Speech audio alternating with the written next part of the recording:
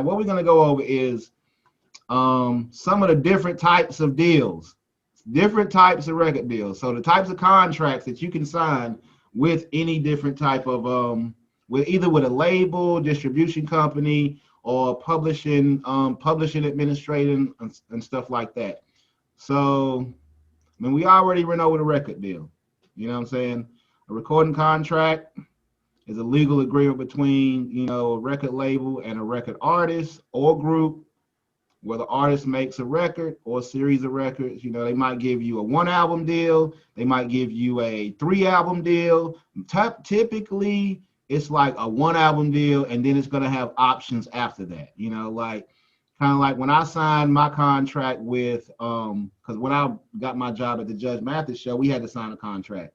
And it gave me, basically, they signed me for, it was a 3-year contract, but it was like the first year was guaranteed. We don't have to definitely sign you back to the next year. It depends on how you do. The labels do the same thing. So they sign, it's kind of like, are you into sports, Davion? Uh-huh. So, you know, like, okay, you sign a contract with a rookie, sign a contract, you know what I'm saying, in basketball or something like that. They might give them, you know, 1-year contract, you know, to test them out, and then after that, give them different options after that. You know, if you don't do good on the team, then he might have to go back to the G League or whatever or something like that. But they basically give you a 1-year contract. Sometimes these come with money. It can be anywhere between, you know, $0 to $100,000. I saw Kanye's contract, bruh. Kanye's contract was $8 million. Like, I was like, man, I know I said I wouldn't sign a deal, but man, they put $8 million in front of my face. I don't know. I might have to be signed on the dotted line. But yeah, 1-year deal. Options after that. These type of contracts they come with a cash advance. The label uses those resources. So basically, the way that works is, say you sign a deal with a label, they give you, you know what I'm saying, even if they give you $500,000, you know, you don't get no money from the record until you pay that money back. So you don't get no money from the record till you pay that money back. It's really that simple. You know what I'm saying? So that's why sometimes record deals, if it depends on the level that you own. If you built yourself up, and like you said, you don't really need as much, kind of like a Nipsey Hussle type of deal, because Nipsey was, the marathon continues. He really, you know, Nipsey, he was a super hard independent artist. You know what I'm saying? Like he owned all his masters and he owned everything. So boom. So yeah, and another thing too to consider is like after you get the advance, you got to pay it back. A lot of times you could think about an artist that, you know, go platinum. You think going platinum, that's selling 1 million records. You sell 1 million records. Back in the day, it used to be for CDs. So CDs was going for $20 a piece. But even if you go on iTunes, you say you got a single or album, say an album on iTunes, it sell for $10. You know what I'm saying? You sell 1 million of them, $10. But the label done gave you an advance, sent you on tour, you know, paid for all your hotel rooms, you know, paid for your clothes. You got just all the money. Basically, you got to pay every single penny of that back. And a lot of times you might get, out of $10 million, artists sometimes walk away like a $40,000 check. You know what I'm saying? Like, I don't know how you feel about that, but if I made $10 million, I would want more than $40,000. All right, so moving on. Another type of deal is manufacturing and distribution, M&D. Really, it's just a distribution deal. That simple. You know what I'm saying? Distribution deal is a legal agreement between one party and another to handle distribution of the product. There are various forms of distribution deals. There are exclusive and non-exclusive distribution agreements. Now, oh, my bad. So the two different types of distribution deals that you can get. A licensing agreement. That means, so basically a licensing agreement. I just actually dealt with this with the I just actually dealt with this. Somebody just sent me they trying to put my song on one of their albums, and they sent me a licensing agreement, which basically I still own every single part of my song. You know what I'm saying? But the licensing agreement, when another business, usually another record label or distributor, purchases the rights to an album from you, they pay you a set fee, then take on the task of acting as the label for the album in the territory for which they are licensed. So, say for example, you got an album, you got a song that's super dope, right? And it's a label, and it start popping in Switzerland. You know what I'm saying? Straight. It start popping in the UK. You know what I'm saying? It might be a label in the UK that might contact you and say, hey, we really like your song. We think this would be dope.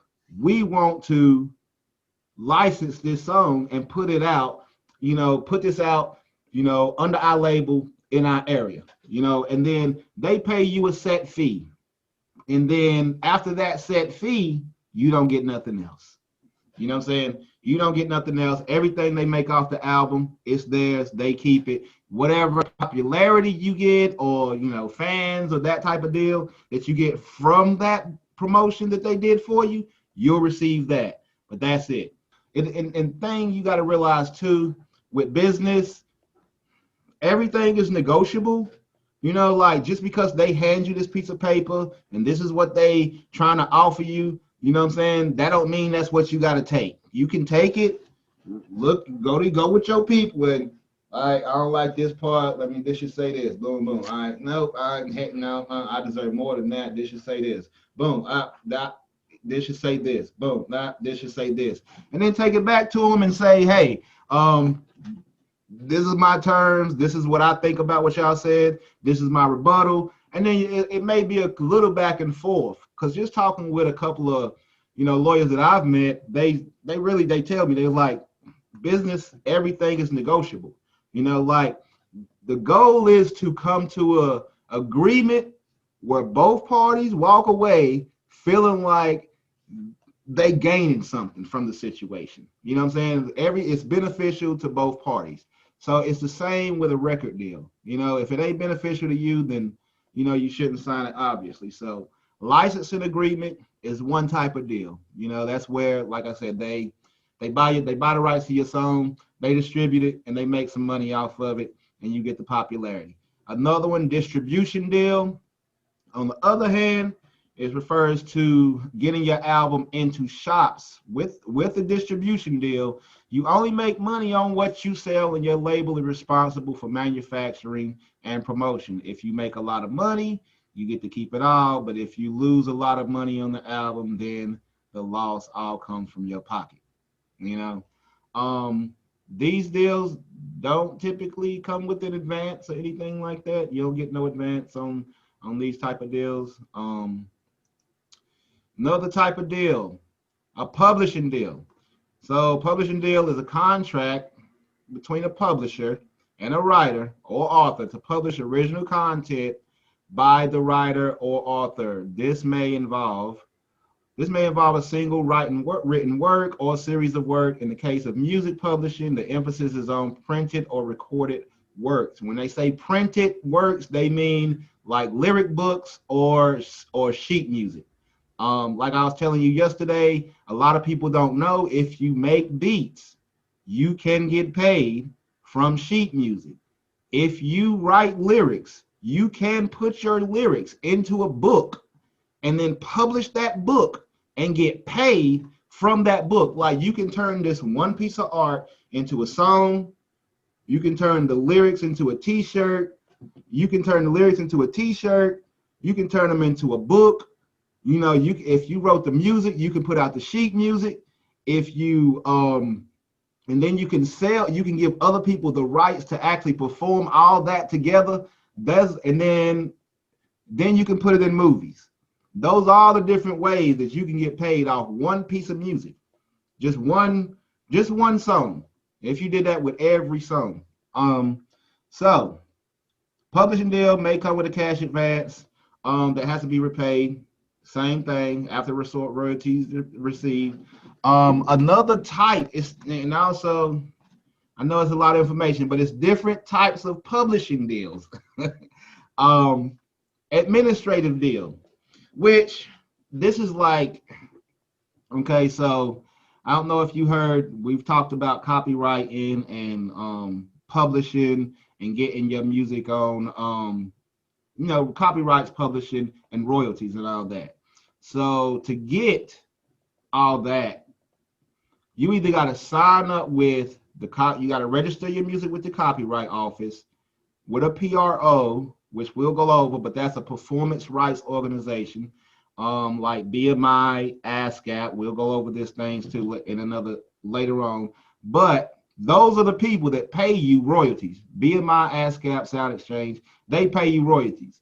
You can sign up with the company. Either you sign up with all those different companies to make sure that you get your royalty checks, or you can sign up with one company, which is a publishing administrator. And they will basically, you just go to your publishing administrator and you will say, all right, I got this song, title of song, it was released this date, blah, blah, blah, fill out the information. And they will register it with all the performance. They'll register your song for you and do all the work for you. So you don't have to go to all the different websites and spend 20 minutes or even 10, 15 minutes putting in the information for each site and spending hours doing it. But they're going to take typically it's 15%. Typically it's 15%. But the advantage of that is if you blow up, on an international level, because if you blow up on an international level and you signed up with one of these companies, then basically you will be able to collect that money. You know what I'm saying? I ain't gonna get too deep into publishing because that's a whole nother monster in itself. So yeah, administrative publishing deal. There are different types of companies that do this. One, I'll type Song Trust.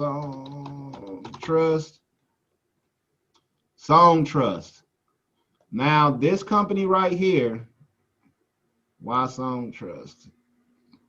So basically, they do global royalty collections. It is a fee, and that's the thing. It's a fee. It's $100, one-time fee.